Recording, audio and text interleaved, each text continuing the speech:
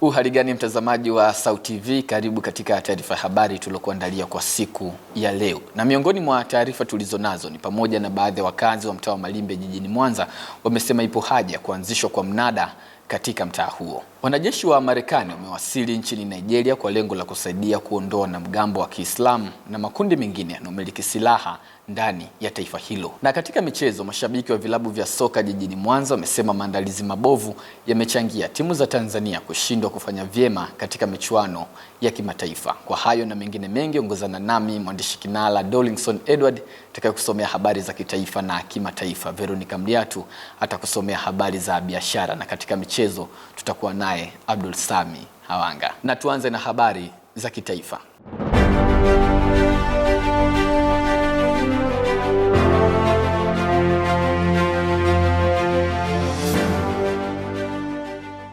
Tuanzie hapa katika jiji la Miamba.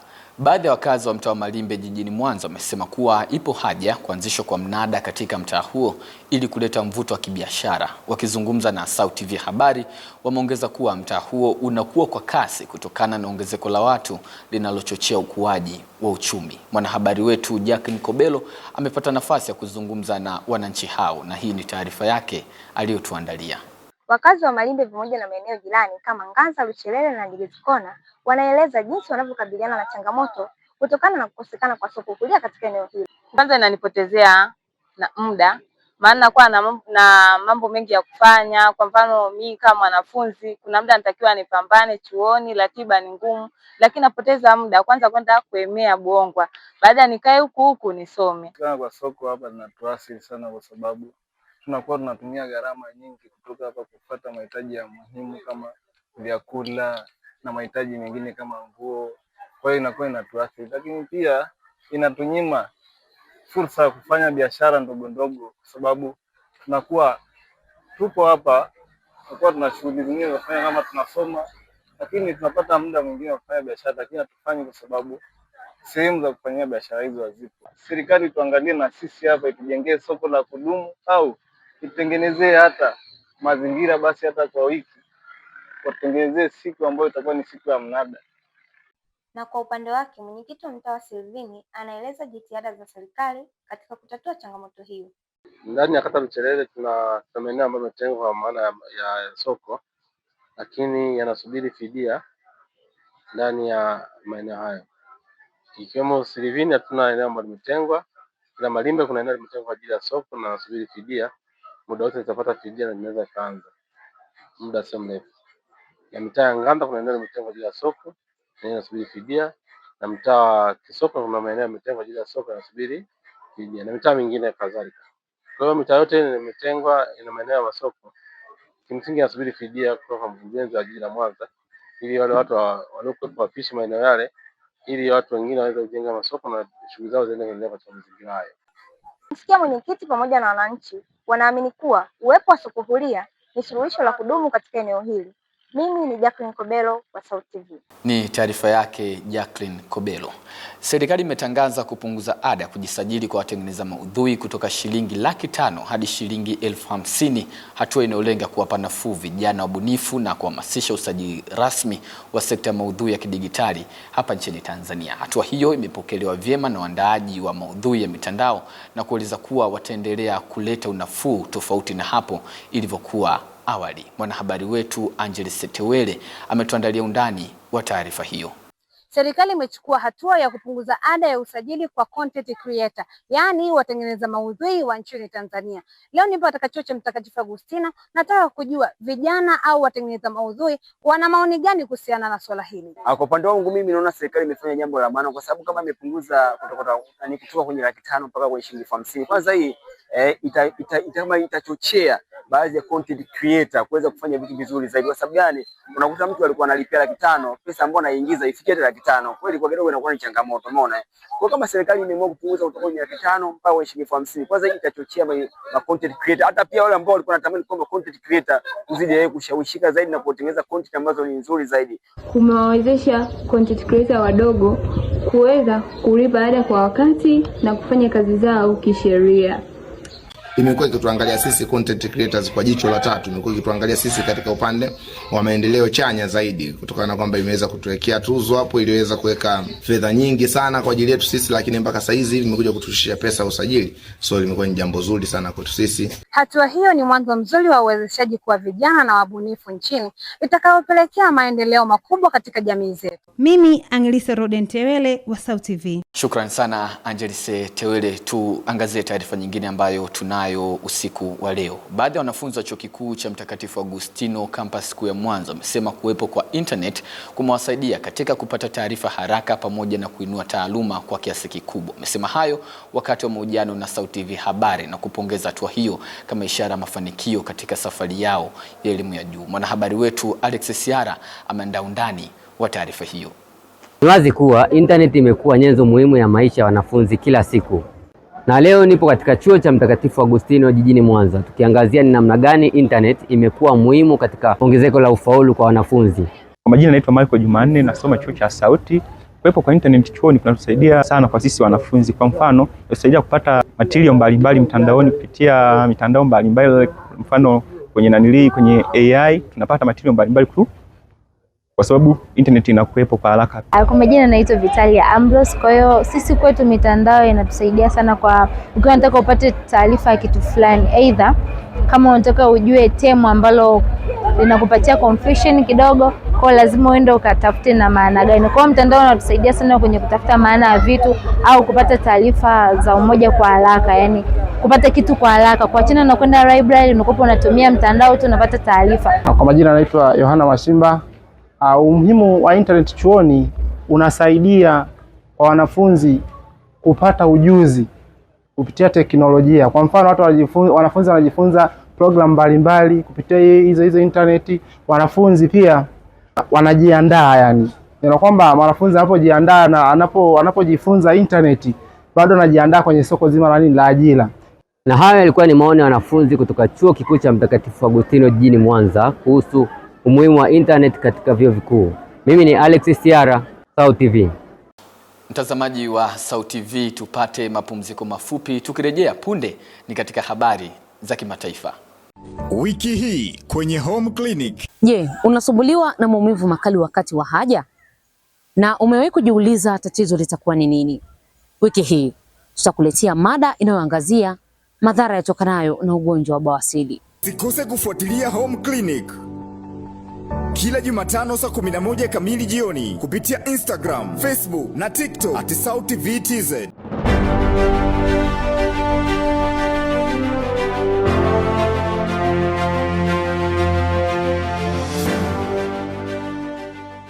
Karibu tena mtazamaji wa SAUT TV, na sasa ni wasaa kuiangazia yale yaliyotokea nje ya mipaka ya Tanzania.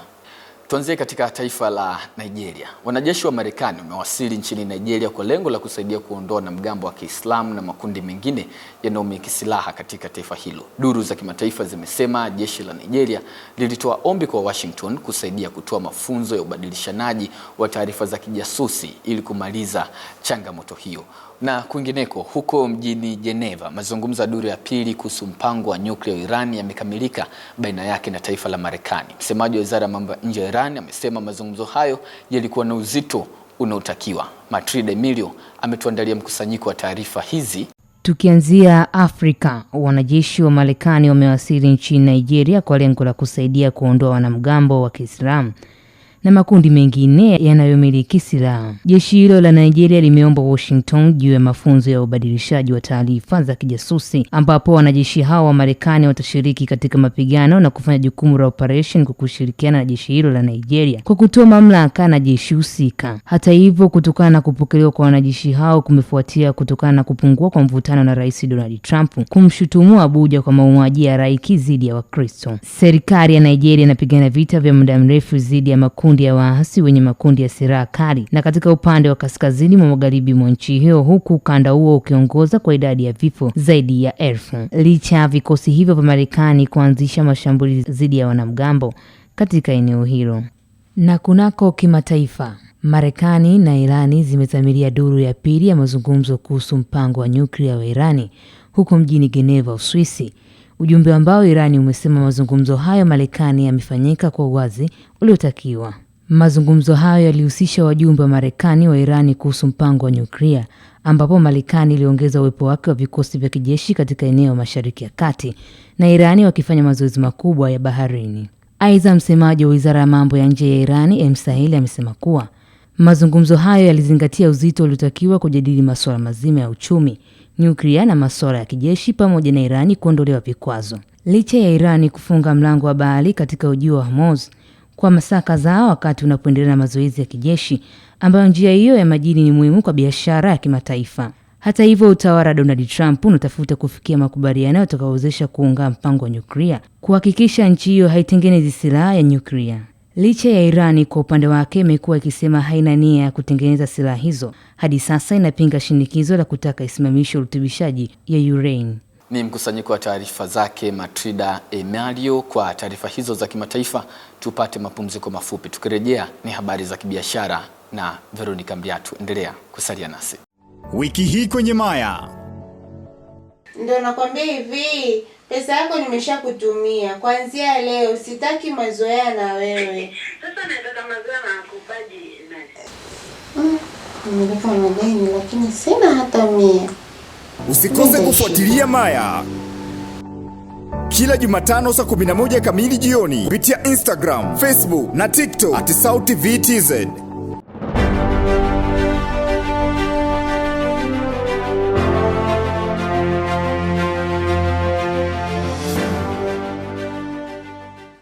Karibu mtazamaji wa SAUT TV na sasa ni habari za biashara. Jina langu ni Veronica Mdiatu. Wafanyabiashara jijini Mwanza wameonywa juu ya mfumuko wa bei wa vyakula pamoja na bidhaa kuelekea katika kipindi cha mwezi mtukufu wa Ramadhani na Kwaresima.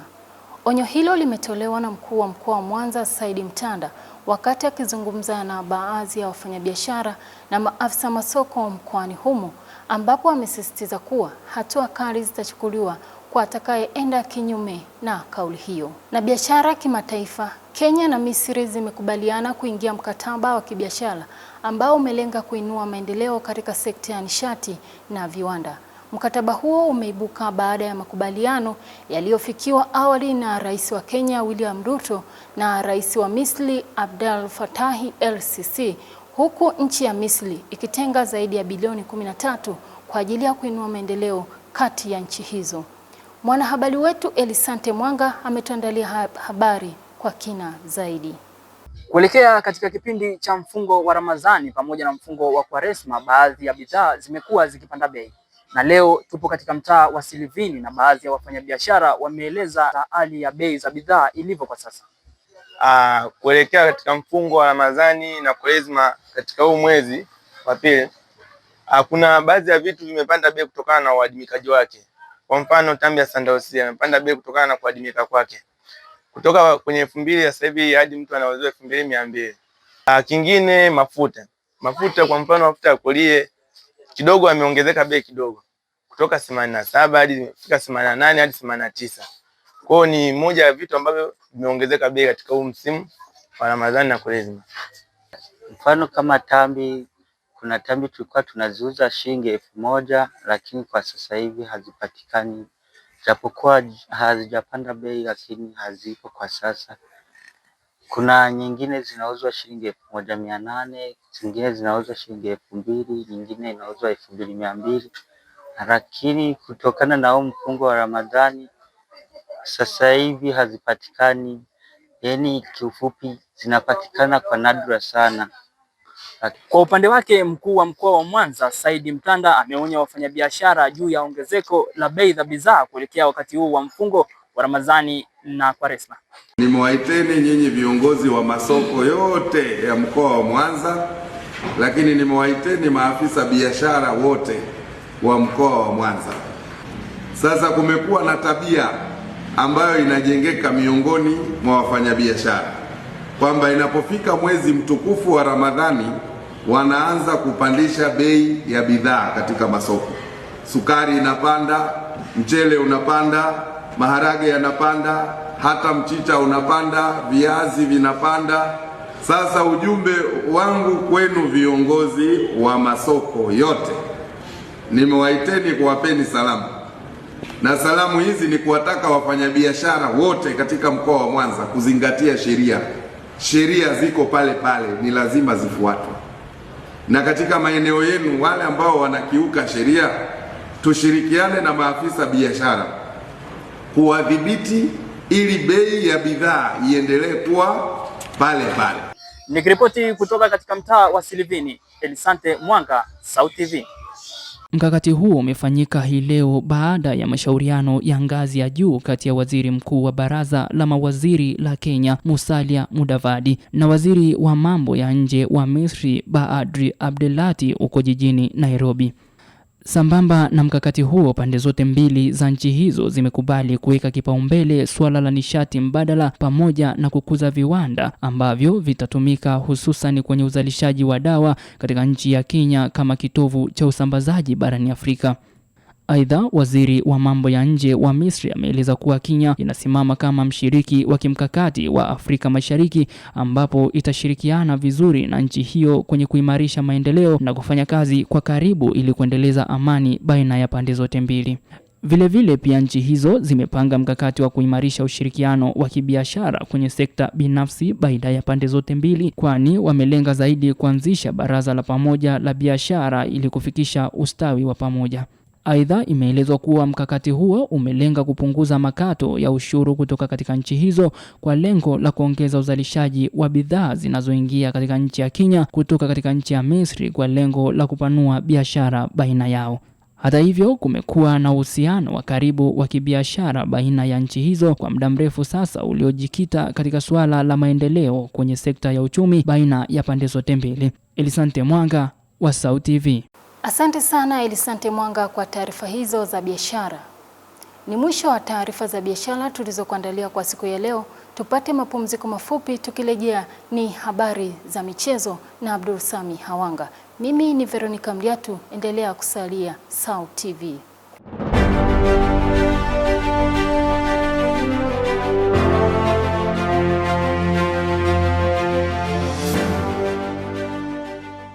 Ni matumaini yangu mzima wa afya mwana michezo mwenzangu. Karibu katika habari za michezo.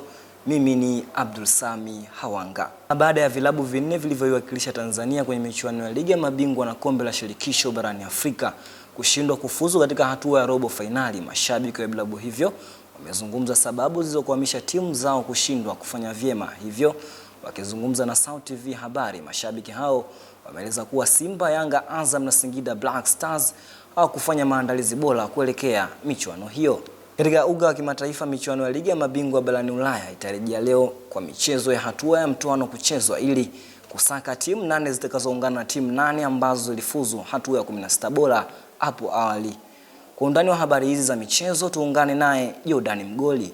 Kwingineko kimataifa, michuano ya Ligi ya Mabingwa barani Ulaya itarejea leo kwa michezo ya mtoano kutafuta timu 8 zitakazoungana na timu nyingine 8 zilizofuzu hatua ya awali kutafuta timu 16 zitakazocheza hatua ya 16 bora. Galatasaray watakuwa nyumbani kualika Juventus Turin, huku Benfica wakiwaalika mabingwa mara nyingi wa michuano hiyo Real Madrid, wakati Borussia Dortmund wakicheza dhidi ya Atalanta, huku mchezo wa mwisho leo ukiwakutanisha mahasimu kutoka ligi ya Ufaransa ambapo Monaco watawaalika mabingwa watetezi wa michuano hiyo Paris Saint-Germain. Na draw ya robo finali michuano ya Ligi ya Mabingwa na Kombe la Shirikisho Afrika imefanyika leo mjini Cairo na kushuhudia bingwa mtetezi wa michuano hiyo Pyramid akipangwa dhidi ya AS FAR Rabat, huku Al Ahly akipangwa kucheza dhidi ya Esperance de Tunis. Bingwa wa Kombe la Shirikisho msimu uliopita RS Berkane amepangwa kucheza dhidi ya Al Hilal Omdurman, huku Mamelodi Sundowns akicheza dhidi ya Stade Malien. Na katika Kombe la Shirikisho, Al Masry imepangwa kucheza dhidi ya CR Belouizdad, huku Wydad Casablanca ikipangwa dhidi ya Olympic Club de Safi. AS Otoho itacheza dhidi ya Zamalek, huku AS Maniema Union ikicheza dhidi ya USM Alger.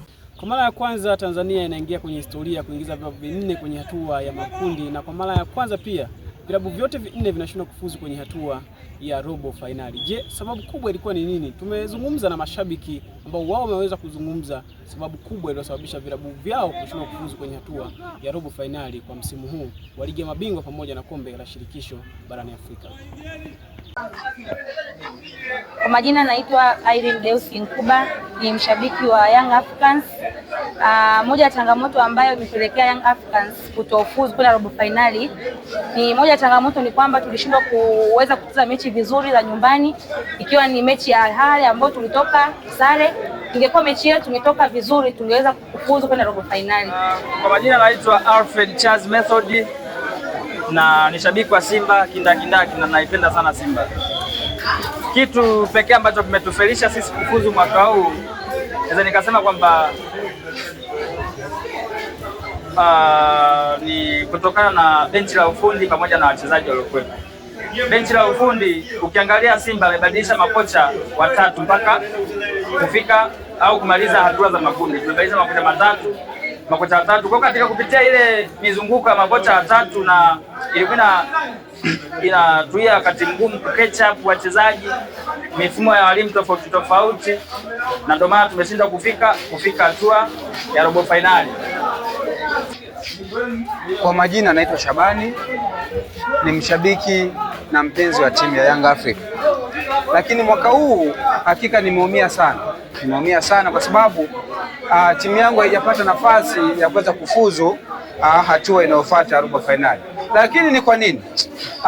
Ninavyoona ni kwa sababu cha kwanza poor performance ya baadhi ya wachezaji, kwa sababu tumwangalia Shadrack Saka Boka ni mchezaji mzuri, lakini kocha alishindwa kung'amua matatizo ambayo alikuwa nayo Boka. That's why alikuja kutuadhibu. Ukiangalia mechi ya Al Ahly tunakuja kudrop 1-1, ndio makosa ambayo aliyafanya Boka, lakini kocha still bado anaendelea kumng'ang'ania. Tuna wachezaji wazuri yao, Kwasi Atoula yuko pale, tuna Isla Mwenda, lakini kocha analazimisha kuchezesha wachezaji ambao lengo lake ni kudefense wakati natafuta mashambulizi, wakati natafuta alama tatu. Hilo ndio sababu na changamoto ambayo inaikumba timu yetu, lakini hatukati tamaa. Tunajipanga kwa msimu ujao, hakika tutafanya vizuri kama kocha atafanya mabadiliko. Na hao walikuwa ni mashabiki wa Yanga, Simba, Azam pamoja na Singida Black Stars ambao walizungumza kitu gani ambacho kimesababisha timu zao zimeshindwa kufuzu kwenye hatua ya robo finali ya michuano ya ligi ya mabingwa barani Afrika pamoja na kombe la shirikisho. Kufikia hapa hatuna la ziada. Mimi ni Jordan Mgoli wa Sauti TV. Asante sana Jordan Mgoli kwa taarifa hizo za michezo. Kufikia hapo sina la ziada katika michezo kwa siku ya leo. Mimi ni Abdulsami Hawanga na sasa nirudishe kijiti kwake Dollingson Edward kwa ajili ya kuhitimisha habari kwa siku ya leo. Asante sana Abdulsami Hawanga kwa taarifa hizo za michezo. Na mtazamaji, taarifa yake Abdulsami inatufikisha tamati katika taarifa habari kwa siku ya leo, lakini kabla ya kuhitimisha tupate tena muhtasari wake. Baadhi ya wakazi wa mtaa wa Malimbe jijini Mwanza wamesema ipo haja kuanzishwa kwa mnada katika mtaa huo. Wanajeshi wa Marekani wamewasili nchini Nigeria kwa lengo la kusaidia kuondoa wanamgambo wa Kiislamu na makundi mengine yanayomiliki silaha ndani ya taifa hilo. Na katika michezo, mashabiki wa vilabu vya soka jijini Mwanza wamesema maandalizi mabovu yamechangia timu za Tanzania kushindwa kufanya vyema katika michuano ya kimataifa. Hadi kufikia hapo sina la ziada. Kwa niaba ya wote walioshiriki kuandaa taarifa hii ya habari, jina langu ni Mwendesha Kinara Dollingson Edward. Nikutakie usiku mwema.